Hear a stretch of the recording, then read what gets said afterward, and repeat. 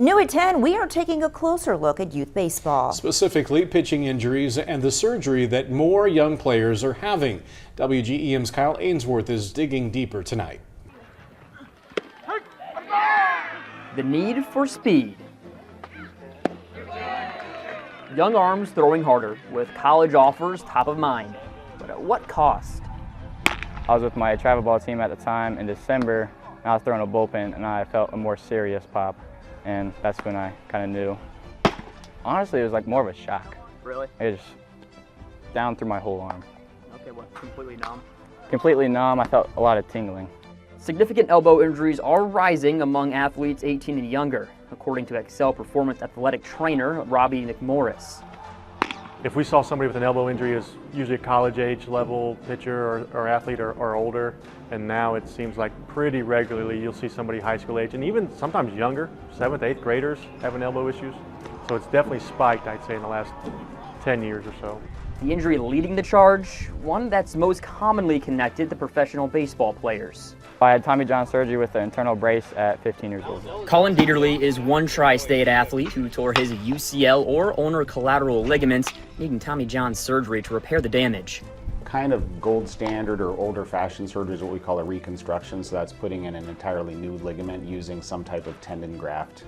And drilling tunnels in the ulna and the humerus and putting a new ligament in place. Usually they replace the ligament with that right there, that tendon, but they didn't have to do that. A newer technique is repairing the ligament. So if it's a torn just from one end and the ligament's in good position or good health otherwise, it can be repaired. Dr. Van Den Bogard is an orthopedic surgeon at Quincy Medical Group. Having performed Tommy John surgery plenty of times, he says it's a multitude of factors resulting in the uptick of UCL injuries. Just number of throws, increased velocity, lack of rest, that all combines to an increased incident in the injury.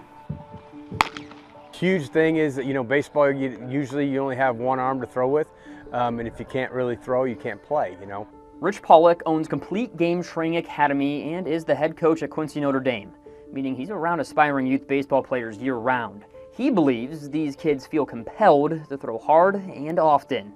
So I think the stress to light up the radar gun has put a lot of pressure on kids. I do think there's probably some overuse in there as well without having the system in place to do your before, during, and after.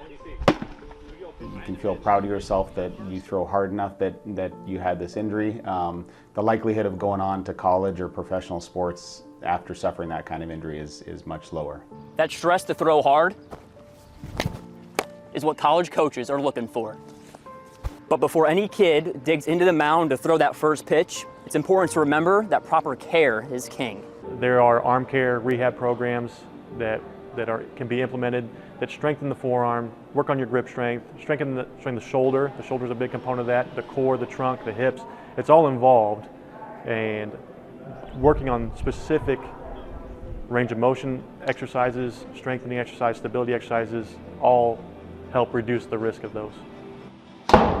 Somebody, the parent or the coach or both, should know there should be a limited number of pitches.